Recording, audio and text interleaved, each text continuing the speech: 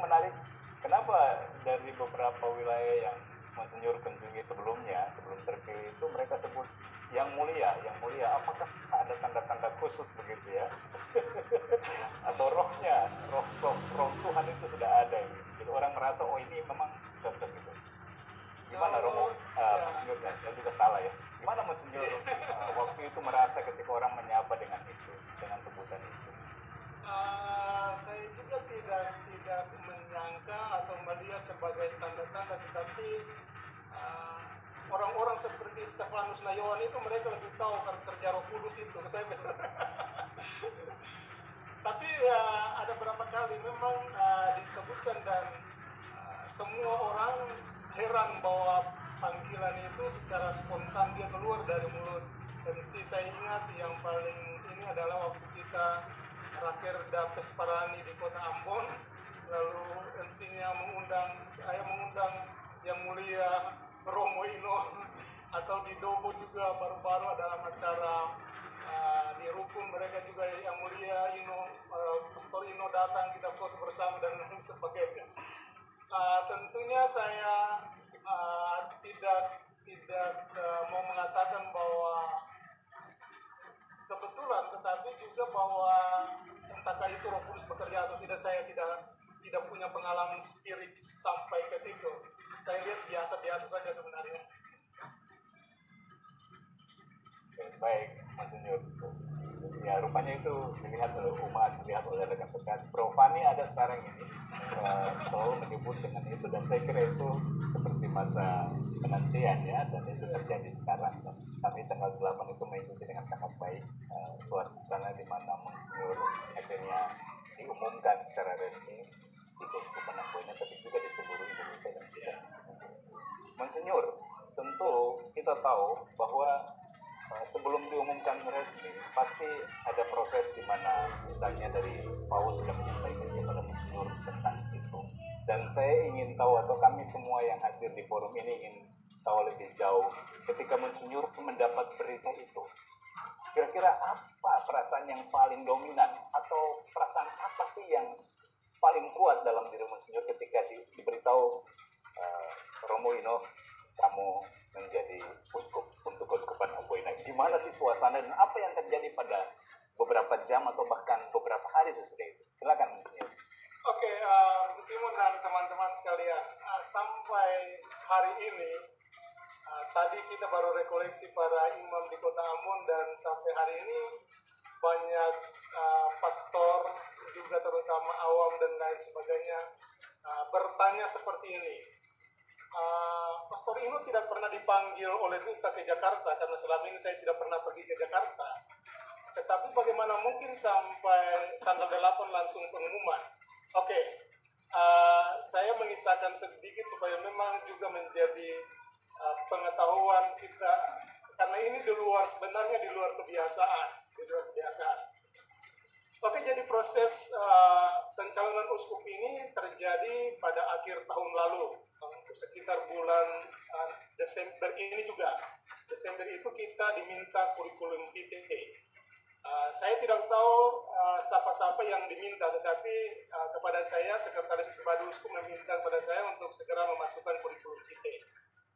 Lalu berjalan seperti biasa, saya tahun baru di kampung Waur. Lalu tanggal 2, ketika saya mau kembali ke Keing, itu saya terlambat kapal cepat. Akhirnya saya dengan beberapa anak kampung, kita charter speed dari Elat ke Batran. Itu 1,5 jam kita lari, tidak sampai 1,5 jam, hampir 1 jam karena dekat saja. Oke, ketika saya turun dari speed, lalu saya membaca SMS, ternyata ada SMS dari sekretaris yang Indonesia, dari Nuncio Duta. Namanya Cornelis Pulung. Padahal Cornelis Pulung itu sebenarnya, nanti sebentar saya cerita bahwa dia adalah teman-teman saya di admin gereja Katolik di grup Facebook, itu sama-sama di sana. Jadi ketika Cornelis Pulung dia SMS bilang, Romo, 1 jam lagi Bapak Nuncio mau telepon untuk bicara. Saya bilang siap Cornelis. Nah, dia tanya, Romo masih kenal kenal saya tidak. Saya bilang, oh masih sangat kenal, karena itu saya biasa memanggil mereka di grup admin gereja Katolik itu adalah saudara-saudara muda. Salah satunya Albertan yang membangun 150-an gereja sekarang itu, Cornelius Pulung ini, atau Albert Wibisono yang sekarang dia juga menjahit jubah-jubah para imam dan lain di Surabaya itu teman-teman saya di GK. Oke, jadi saya masih duduk di Watran untuk minum kopi karena ada kenalan di situ, anak-anak itu mereka kenalan Onka. Kita minum kopi, lalu Nuncio dia telepon saya dan dia bilang, ya sudah Father, kita sekarang mendapatkan nama Anda untuk ini, lalu tanya-tanya sedikitlah tentang keluarga dan lain sebagainya. Lalu dia mengarahkan esok nanti Cornelius dia akan mengirim beberapa pertanyaan atau apa yang harus Romo buat esok. Jadi esoknya, bukan esok tapi sorenya saya langsung ditelepon lagi sama Cornelius. Lalu Cornelius dia bilang, Nuncio minta Romo untuk mencari 2 teman sesama imam atau siapa teman kuliah di Manila di Universitas Santo Tomas. Lalu saya bilang, oke. Lalu saya pilih satu teman Romo OSC karena kita sama-sama tinggal di Manila 3 tahun, Romo OSC. Dan satu adalah teman saya dari Thomas Labina, dia sekarang sekretaris Keuskupan Larantuka. Dia kuliah juga di Santo Tomas tapi bagian pendidikan. Oke, dari situ lalu mereka meminta keterangan. Lanjutnya saya nanti dapat tahu dari Romo Thomas bahwa duta juga meminta Romo Thomas untuk meminta lagi 2 teman dari saya untuk memberikan kesaksian. Karena itu Romo Thomas dia mengambil seorang pastor MSC dari Papua Nugini. Karena dia adalah teman saya waktu mengikuti Ongo Information dengan Pastor Dino waktu itu, Dino Kalalo, 1 tahun di Antipolo, salah satu kota di luar kota Manila. Sedangkan yang lain juga diambil dari temannya lain. Jadi 2 teman itu mengambil 2 lagi. Jadi komunikasi pada tanggal 2 Januari awal tahun ini, itu adalah komunikasi terakhir saya dengan duta. Setelah itu proses di Keuskupan saya tidak tahu persis. Duta berhubungan dengan pastor-pastor atau tarekat-tarekat dan lain sebagainya, saya tidak mengetahui persis siapa-siapa yang diminta dan lain. Tapi prosesnya memang mereka meminta banyak imam di Keuskupan, tarekat-tarekat religius, MSC, TMM, PBHK, dan semua memberikan kesaksian. Bukan hanya tentang saya, tetapi untuk semua calon. Oke, jadi dalam perjalanan dari bulan Januari sampai bulan November tidak ada kontak lagi dengan siapapun di kedutaan, dan saya melaksanakan tugas saya sebagai sebagai sekretaris, sebagai dosen, sebagai kadis judisial, sebagai komisi keraum seperti biasa. Makanya Simon hubungi beberapa kali, saya tidak bisa karena memang mesti turun di sini, balik lagi SAM dan lain sebagainya, banyak hal.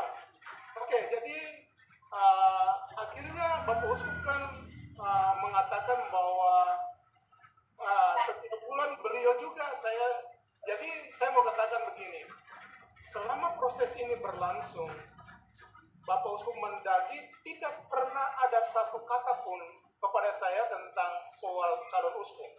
Tidak ada satu kata pun. Jadi beliau tidak mengatakan Ino kau siap atau dan lain sebagainya, tidak ada sama sekali. Saya pun tidak ada satu kata pun saya bertanya kepada Bapak Uskup Mendagri, Bapak Uskup pencalonan sebagainya, saya tidak ada satu kata pun. Jadi semua kita berjalan dalam keheningan, dalam diam saja seperti itu. Entah apa yang ada di dalam pikiran beliau, saya tidak mau tahu karena itu dia punya kewenangan. Hingga saya tidak mau ke sana.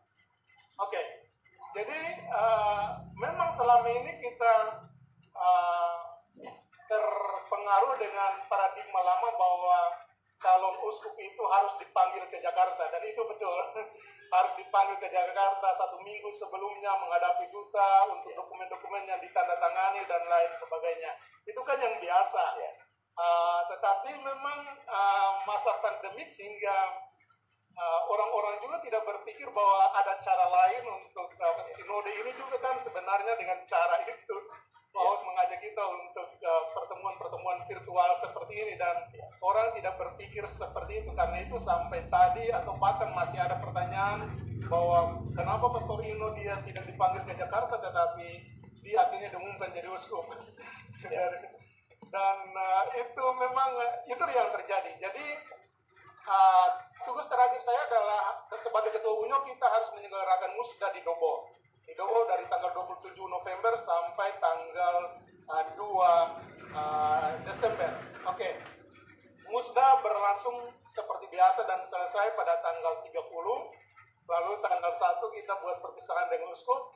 Tanggal 1 Desember itu, jadi kalau itu nanti tanggal 2 Januari Nuncio dia telepon pertama saya dan untuk bertanya, dan tanggal 2 Desember dia menyatakan bahwa Paus telah memilih saya. Jadi ini suatu yang mau bilang kebetulan atau tidak, ya sudah itu tanggal-tanggal keramat ya. Oke, jadi tanggal 1 Cornelius dia hubungi kembali karena selama proses berjalan juga saya memang dekat dengan Cornelius, tetapi saya juga tidak pernah bertanya satu kata pun kepada Cornelius. Kalau saya mau tanya bisa saja karena dia dekat dengan saya, tapi saya tidak mau jatuh ke arah itu. Karena itu saya tidak mau tanya. Cornelius juga sebagai orang yang bekerja di kedutaan, dia juga sangat menjaga rahasia. Jadi dia tidak mengeluarkan satu statement atau SMS apapun kepada saya tentang pencalonan itu. Sehingga tanggal 1 saya diminta duta, dia bilang, Cornelius bilang, Romo harap persiapan waktu esok tanggal 2, jadi 2 Januari, 2 Desember, 2 Januari Nuncio mau bicara kepada Romo. Karena itu tanggal 2 saya sudah pesan tiket untuk ke ke Kei. Waktu itu singgah di Kei karena dengan Bapak Uskup dan rombongan, sehingga Bapak Uskup mereka mau terus ke Ambon, sedangkan saya dengan Pastor Goris Matli harus turun di Kei 1 hari karena kami berdua rencana pulang ke Kei besar, ke kampung, baru nanti tanggal 2 datang, tanggal 3, tanggal 4 kita kembali ke Ambon. Jadi tanggal 2 kita pergi ke bandara di Dobo, lalu pesawat karena kondisi cuaca di Ambon dan Kei hujan lebat. Karena itu pesawat yang sebenarnya jam 9.55 dia delay sampai jam 12.15. Karena itu ketika saya hitung bahwa kalau jam 12.15 saya pergi ke Kei dengan pesawat yang sama, itu berarti saya tidak akan tepat waktu ketika berbicara dengan Nuncio. Akhirnya saya bilang kepada Goris dan itu Goris dan Pak John Dumat, karena kita 3 yang ada di ruangan itu, ruang tunggu, sementara yang lain sudah pergi makan untuk tunggu. Saya bilang saya mesti kembali ke pastoran karena saya mesti ada meeting penting sekali. Dorang juga nyanda tanya bahwa penting apa sekali bahwa mesti pulang. Soalnya kalau cuma meeting biasa dengan dosen dan lain sebagainya kan bisa dibatalkan, tetapi dorang nyanda curiga begitu dah. Akhirnya sudah kita kembali ke pastoran jam 12.15. Lalu kita mau masuk di kamar uskup mendaki, Pastor Regen dia kunci pintu. Akhirnya ada pintu di depan, kita dorong begini, oh ternyata pintu itu bisa terbuka karena cuma dorong tindis dengan tempat tidur. Akhirnya kita masuk, lalu kita WA Pak Wakil Uskup Pastor Tino Lahai dengan Regen bilang, Ade tolong jam 1 sampai jam 2 jangan ada yang tutup pintu, ada yang masuk karena kita mau pertemuan penting. Tapi orang dua juga seperti para murid yang tidak mau jadi agak lamban untuk memikirkan, menghukum-hukumkan itu.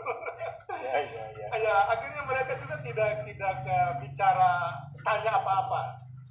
Jadi di ruang itu, pertemuan itu hanya dihadiri oleh saya di kedutaan cuma oleh Cornelis operator, lalu Nuncio punya sekretaris pastor yang dari Perancis dan Nuncio. Lalu cuma tambah saya. Ini gambarnya waktu kita meeting. Jadi dilihat. yang kepala itu Nuncio punya sekretaris. Yang di atas saya dan Nuncio di bawah. Oke. Jadi sudah setelah kata-katanya sangat singkat. Jadi ketika kita bertemu lalu dia tanya basa-basi dengan kabar dan lain sebagainya, lalu langsung tidak sampai 1 menit beliau langsung masuk dengan keputusan dari Bapak Paus. Dia bilang, Father, ini Paus sudah membaca semua dokumen dan menganggap pastor layak dan diangkat oleh Paus untuk menjadi uskup di Keuskupan Amboina sebagai penerus dari Uskup Mandagi. Beliau juga menyatakan bahwa saya harap tidak ada keberatan esensial untuk tugas ini karena ini adalah demi gereja, sehingga Paus meminta ketaatan penuh sebagai seorang imam untuk tugas ini. Oke, memang saya agak sedikit emosional dengan kata-kata itu, tetapi saya mencoba untuk menahan diri karena di hadapan Nuncio, sehingga saya bilang oke, terima kasih. Dan proses selanjutnya adalah kita cuma doa Bapak kami, lalu setelah itu beliau bilang, setelah ini saya akan kirim dokumen untuk Father segera tanda tangan dan kirim kembali ke saya pernyataan kesediaan untuk menerima tugas ini dan ucapan terima kasih kepada Paus yang telah mengangkat. Oke, jadi setelah itu lalu Nuncio kirim dokumennya 1 halaman saja. Dokumennya juga sebenarnya sudah ada formatnya. Jadi tinggal meminta saya untuk menambah 1-2 kata saja dengan bahasa Inggris patah-patah. Dan sebentar saya bilang, makanya tadi saya bilang Ibu Karima itu karena Ibu Karima itu kalau ingat dulu saya punya bahasa Inggris di Neleng itu tetap C dari semester 1 sampai semester 2. Jadi tetap C. Bukan salah Ibu Karima, tapi memang salah otak saya yang tidak mampu untuk bisa berbahasa dengan baik. Oke, jadi setelah itu lalu saya mengirim kembali dokumennya ke Bapak Nuncio.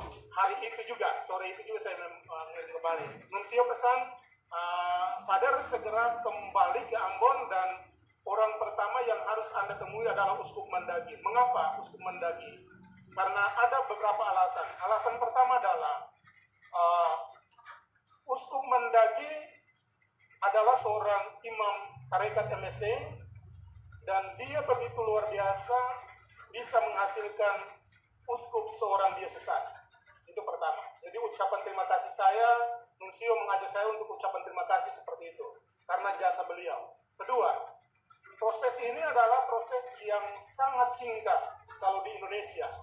Sangat singkat karena tidak sampai 1 tahun sudah pengumuman. Jadi ini proses yang sangat singkat yang tidak ada cacat celah. Kalau mungkin di luar ada cerita-cerita kesalahan kemari, tetapi ke Nuncio itu tidak ada laporan-laporan apapun tentang itu di sana. Karena itu beliau menganjurkan saya segera bertemu dengan Uskup Mandagi untuk membicarakan tentang itu. Akhirnya saya datang hari Minggu, lalu masuk di Uskup Mandagi. Tentunya teman-teman di rumah juga curiga-curiga siapa yang mau masuk Uskup Mandagi punya kamar ini. Padahal hari Selasanya, jadi hari Minggu saya balik bicara dengan Uskup Mandagi, lalu sudah sebenarnya selesai, orang 2 saja yang tahu proses itu dan sudah ada uskup baru dan lain sebagainya. Tapi Uskup Mandagi tetap menasihati saya untuk menjalankan segala sesuatu seperti biasa. Karena itu saya masih memimpin rapat kuria lagi pada hari Selasa sampai hari Rabu untuk pengumuman itu. Jadi hari Selasa saya pimpin rapat seperti biasa sebagai sekretaris dan segala sesuatu diatur seperti biasa. Surat pemberitahuan untuk pengumuman sebenarnya dikeluarkan hari Selasa, tapi Uskup Mandagi bilang kami doa terus. Saya bilang Bapak Uskup udah baik, kata orang kasih, kalau hari ini nanti heboh lagi, nanti siapa yang jadi uskup besok ini? Jadi nanti hari Rabu saja baru, saya sudah siapkan suratnya, tetapi hari Rabu setelah rapat baru saya kirim. Jadi hari Rabu setelah rapat baru saya kirim surat itu yang langsung viral itu. Memang banyak orang juga terkecoh karena surat itu sendiri ditandatangani oleh saya sebagai sekretaris. Sebagai sekretaris. Lalu kedua memang saya tidak pernah berjalan ke Jakarta selama ini. Jadi memang semua serba ini teman-teman sesama anggota kuliah tanya juga, saya bilang biasa-biasa, tapi rupanya mereka curiga karena setiap kali saya habis pimpin rapat, saya langsung ke kamar karena ada mau terima telepon dari Nuncio atau dari kardinal. Lalu habis itu baru mereka cerita. Oke, jadi sampai hari pengumuman itu juga memang bukan hampir, tapi memang semua tidak tahu sama sekali. Karena memang kita ada pada paradigma yang lama itu calon harus dipanggil ke Jakarta, sehingga makanya Uskup Mandar bilang, orang ini belajar IT bagus-bagus, tapi kita bisa kelabui orang itu. Dia bilang, kita bisa kelabui orang karena kita sama ini kan sama Zoom, toh? Siapa orang yang nggak mengerti barang itu? Nggak mengerti, oke. Jadi sudah akhirnya pengumuman itu dan sampai sekarang seperti biasa, saya masih menjalankan tugas seperti biasa karena semua peralihan tugas nanti pada tanggal 23 April. Mendagri masih bertugas sekarang. Saya Natal ini membawa mahasiswa 24 orang ke Buru untuk saya Natal di sana, dan kegiatan seperti yang sudah nanti sebentar saya ceritakan. Itu saja yang pengalaman untuk ini. Ya, Simon. Baik, Monsinyur, terima kasih banyak itu sharing. Artinya menjawab juga banyak pertanyaan dari antara kita di sini maupun juga umat.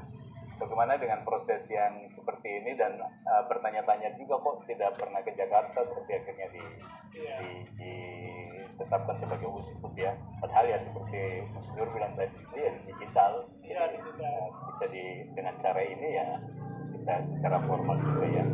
Oke, ada beberapa poin penting nanti kita gali lebih lanjut. Monsinyur tadi sudah cerita beberapa teman di Jakarta. Kemudian terakhir sekali Monsinyur bilang nanti akan ke Buru. Itu beberapa aktivitas tapi juga pelayanan yang nanti saya akan gali supaya juga menjadi inspirasi untuk kami yang lain. Oke, Monsinyur minum dulu, mungkin sudah. Tentu ada Ibu Karema juga yang hadir. Ibu Karema juga menanti dari saya akan.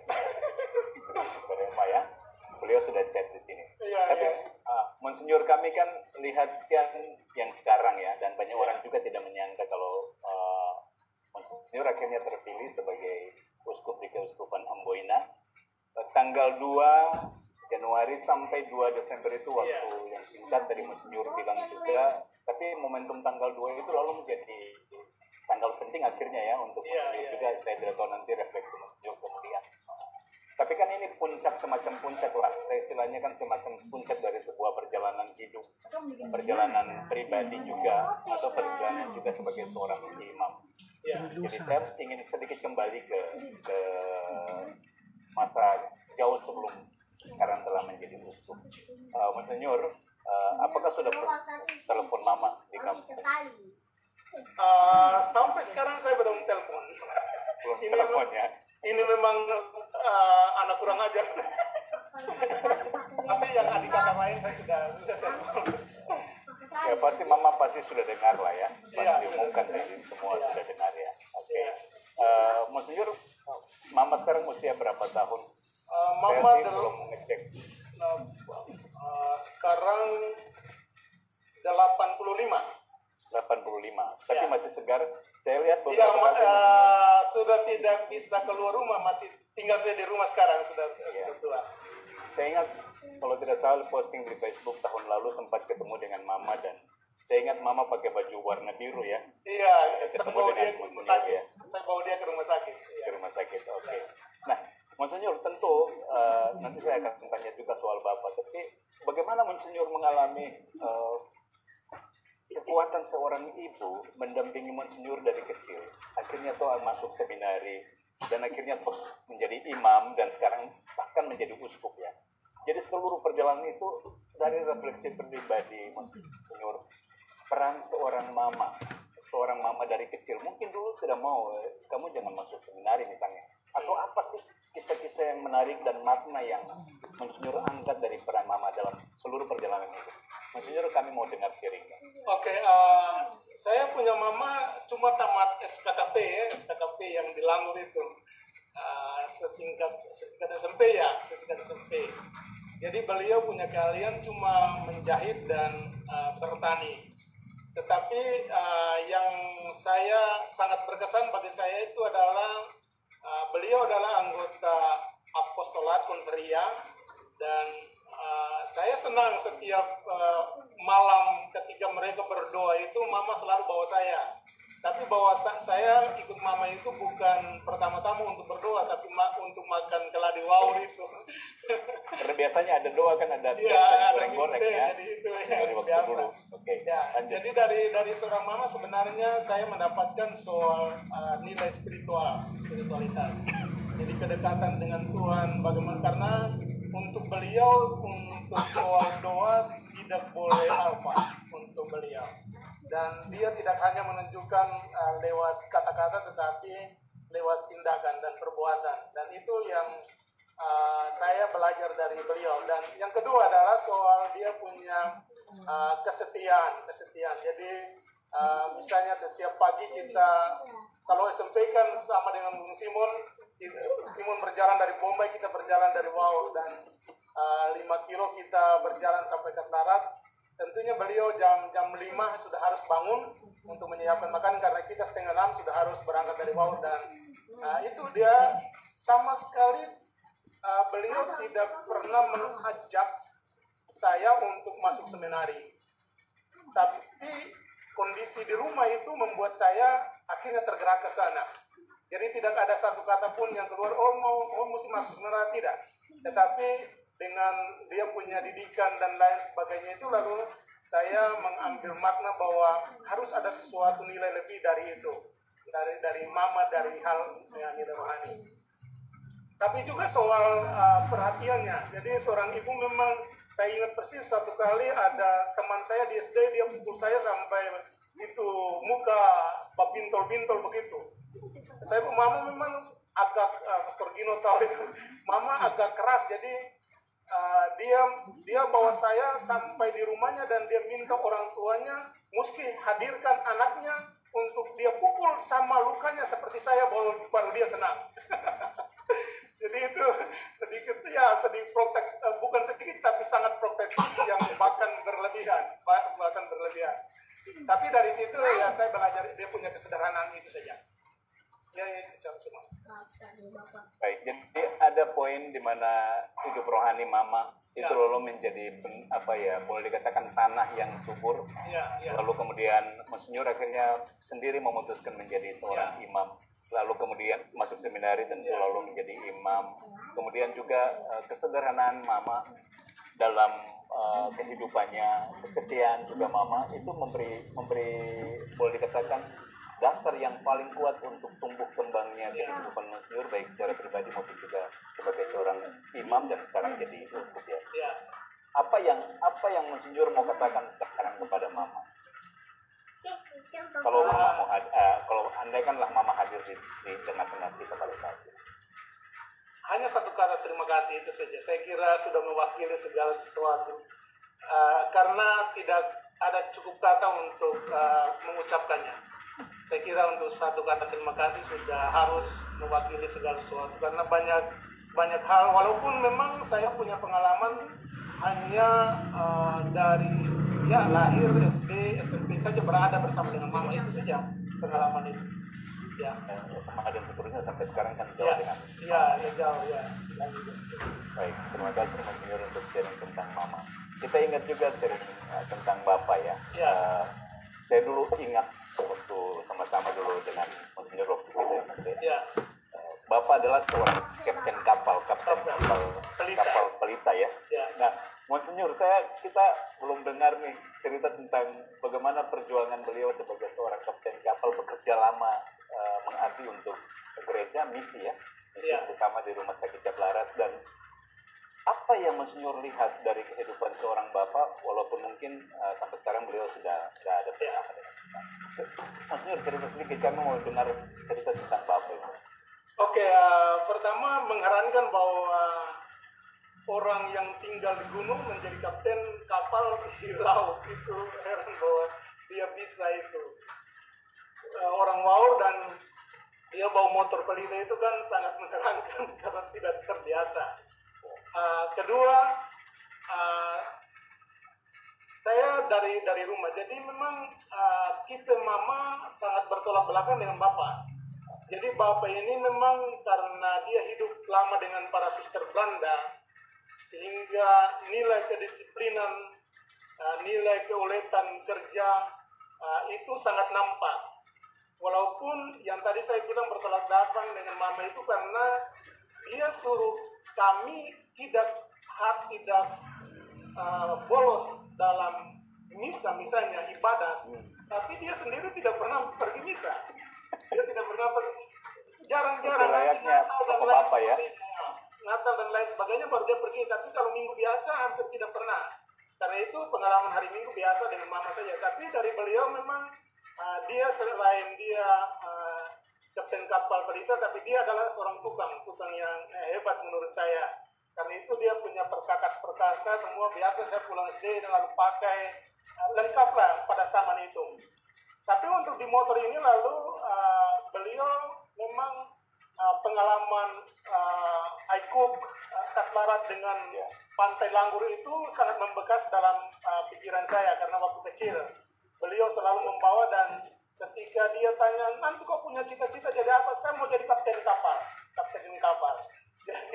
Karena lihat bapak bawa kapal itu, makanya kapten kapal. Ya mungkin sekarang beliau bergembira karena dulu dia cuma kapten kapal, sekarang saya kapten di sebuah gereja keuskupan.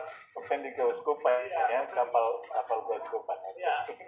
Jadi dengan saya ingat persis ada beberapa kali kita memang ombak sangat kencang antara Langgur. Kalau datang musim-musim itu memang orang-orang besar pasti tahu itu memang laut Sepanggal itu memang bergolak luar biasa.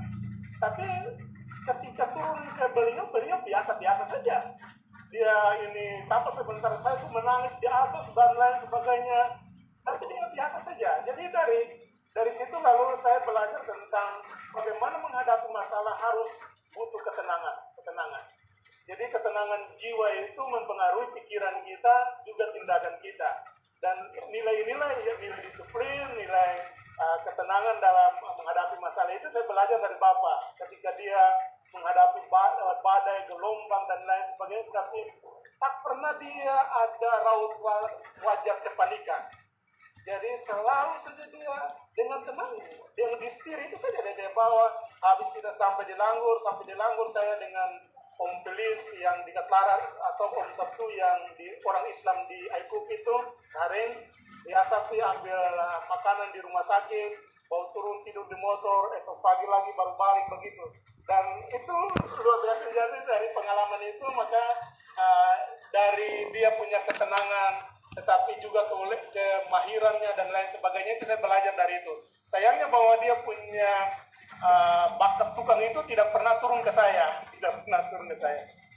Ya itu saja, Siman. Oke, itu luar biasa. Terima kasih Monsinyur untuk sharing tentang figur Bapak ya. Tentu seorang sederhana. Ya tadi yang menarik juga mungkin banyak dari antara kita yang hadir di sini mungkin belum tahu persis letak kampungnya Monsinyur. Ada juga Betergino, ada juga Prokot. Itu di tengah-tengah hutan, tidak ada laut tentunya, laut jauh. Tapi tadi Monsinyur bilang tidak pernah belajar tentang menjadi kapten kapal, tapi toh akhirnya menjadi kapten kapal, di samping juga sebagai tukang ya. Dan beberapa nilai yang diangkat tadi soal keuletan, ketenangan menghadapi masalah, itu yang ditunjukkan oleh figur Bapak bagi Monsinyur dalam kehidupannya bahkan sampai hari ini dan seterusnya ya. Monsinyur, Bapak meninggal tahun berapa? 94.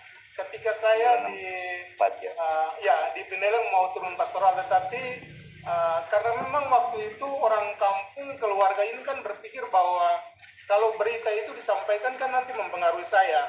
Sehingga nanti 1 bulan setelah Bapak meninggal baru mereka memberitahukan saya waktu itu, tahun 94 itu, sebelum turun pastoral.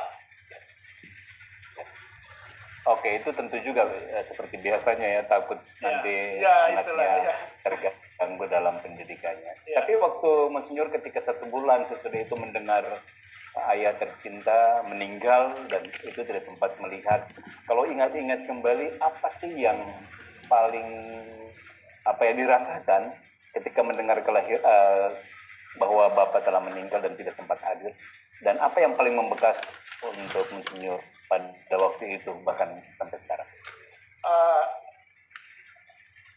Jadi satu hal penting ketika saya berangkat ke Pineleng itu, saya ingat sekali di pelabuhan Ambon itu beliau untuk pertama kalinya dan terakhir kali dia keluar dari KEI. Itu datang di Ambon waktu dia antar saya. Dan di pelabuhan Ambon itu dia sebenarnya tanpa kata. Jadi dia cuma dia bilang dah saja untuk saya, untuk pergi berjuang dan lain sebagainya. Sehingga ketika sudah 1 bulan kemudian baru saya tahu bahwa beliau meninggal. Memang satu hal yang saya sesali bahwa saya belum sampai puncak, justru beliau sudah tiada. Harusnya yang kebahagiaan adalah ketika berhasil lalu beliau bisa melihat, tapi itu tidak. Tapi lalu di saat itu 1 bulan setelah itu saya sudah tidak terlalu sedih karena ada tekad baru dalam diri saya bahwa benih itu mati dan harus menghasilkan buah. Sehingga memang saya perlu membuktikan itu bahwa perjuangannya tidak sia-sia. Itu saja yang mendorong saya untuk tetap maju di dalam berbagai masalah. Itu saja.